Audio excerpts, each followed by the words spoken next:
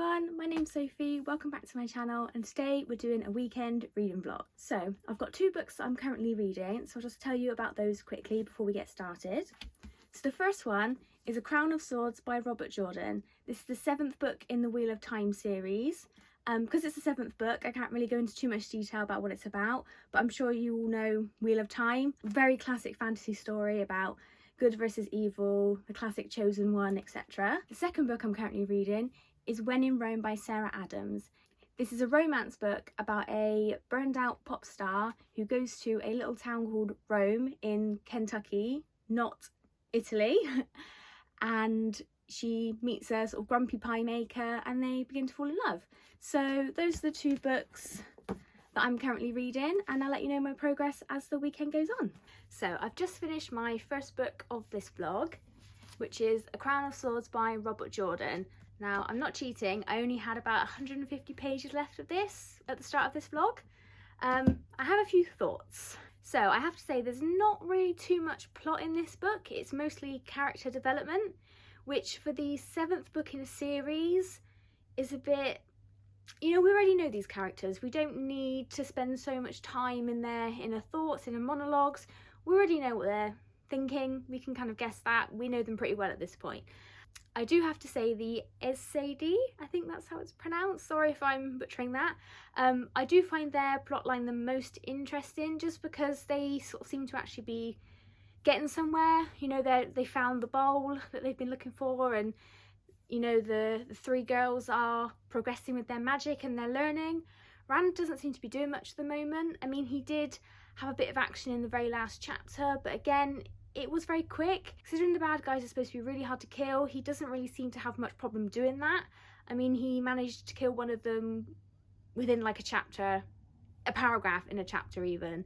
So it kind of makes me think, you know, they're supposed to be the big bad guys, they're supposed to be evil, and it's not really very believable for me. I don't know if that's just me. If they're supposed to be these big evil bad guys that are impossible to kill, you kind of think there would be more of a struggle to kill them. You know what I mean? I hope that kind of makes sense. Basically, Rand kills his enemies too quickly, considering he spends most of the book not really doing a lot. Yeah, I'm not going to go into any more than that. I mean, you can come for me in the comments. There was a character in here that was sexually assaulted, and that was kind of glossed over, and even some of the other characters took the mick, kind of made fun of them for it, and I just didn't really like that. I mean, I guess this book is, you know, when was this even? Yeah, so this book was published in 1996, so maybe it is a bit of a product of its time, and attitudes are sort of different to those kind of things now, but I didn't really, I mean, it was only a very small portion of the book, but I didn't really like that. Overall, I am enjoying this series. Like, the overarching plot is really interesting. I am just finding some of the books in this series a bit more tedious to read. Like this one, not a lot really happened.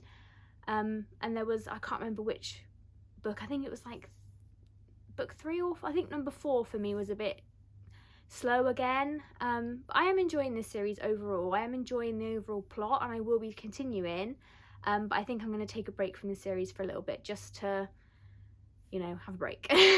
So yeah, I did enjoy this book. I would give it 3.5 stars out of 5, so I did enjoy it. And like I said, I will be continuing, but I'm gonna take a bit of a break. So yeah, those are my thoughts of Crown of Swords by Robert Jordan.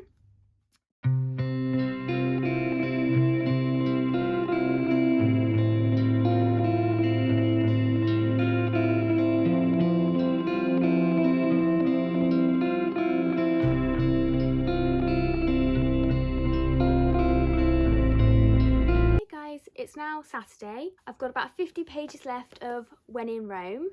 I'm really enjoying this one so far. I have to say it's not my sort of most favourite romance book I've ever read. I can't really see where this is going because obviously she's a pop star and he doesn't want to leave his town, so one of them's going to have a pretty drastic sort of career change or life change for them to work together. Which both of them have made quite clear that neither of them wants to do. So I'll be interested to see what happens there. I mean, it's kind of obvious that they're going to end up together. It's a romance book. I am liking the family dynamic between Noah and his sisters. I would say they are a bit nosy, like they are a bit much. You know, there was a scene, I mean, it's not really a spoiler, it's a romance book, you all know where this kind of goes, but the two characters kiss and then everyone finds out about it and they sort of like tell them off, and it's sort of, he's a grown adult man, like he can make decisions for himself. Whether you think he's doing the right thing or not, it's not really any of your business, you know. That was just a bit, it didn't annoy me, I just kind of rolled my eyes at it, you know.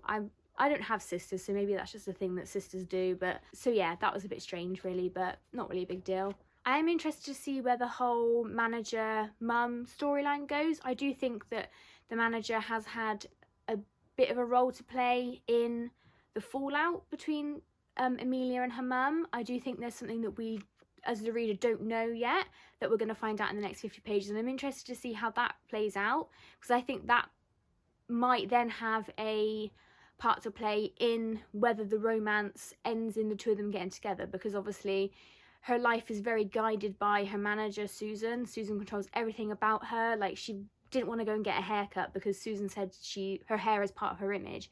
You know, she's not allowed to do anything without Susan's permission. She's not even allowed to eat any of the pies, for Christ's sake. Like, so I think I think something's going to happen. Susan will be pushed out the picture, and I think Ray will maybe step back a little bit from her career, or maybe take a break, and then that's when the romance, they will get together. That's what I think is going to happen. But obviously I've got 50 pages left, so I'll check back in when I'm done. Hey guys, so it is later on Saturday and I did manage to finish When in Rome. I did really enjoy this one in the end. I'm going to give it, I think, a 4 out of 5 stars. I am still kind of in a bit of a romance mood, so I'm not really sure what to pick up next. The first option is Feybound by Sarah El-Arifi. I think I've pronounced that right. Sorry if I've pronounced that wrong. So I don't know too much about this one, so I'll just read you the synopsis quickly. Yoran was born on the battlefield, lived on the battlefield, and one day she knew she'd die on the battlefield. As a warrior in the Elven army, Yoran has known nothing but violence her whole life. Her sister, Lettel, is trying to make a living as a diviner, seeking prophecies of a better future. When a fatal mistake leads to Yoran's exile from the Elven lands, both sisters are forced into the terrifying wilderness beyond their borders. There they encounter the impossible, the Fey court. The Fey haven't been seen for a millennium, but now Yoran and Lettel are thrust into their seductive world, torn between their loyalty to each other, their Elven homeland, and their hearts.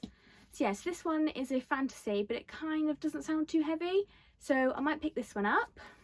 My second option is Flawless by Elsie Silver. I don't know too much about this one. All I know is the first book in the Chestnut Springs series, and everyone has been going mad for it on Instagram, TikTok, YouTube, etc.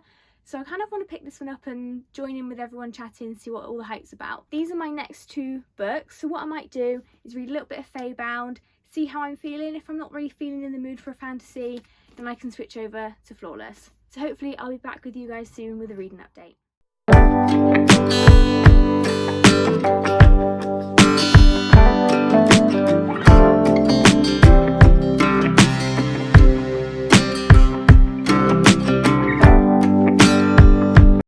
It's now Sunday. I'm just about to head out to do my food shop, but I just thought I'd quickly update you on what I managed to read last night. So I did manage to read about 180 pages of Feybound. You can't see it because it's in my little dust jacket cover. I have to say I'm really enjoying this one so far, considering I didn't think I was really in the mood for another fantasy book.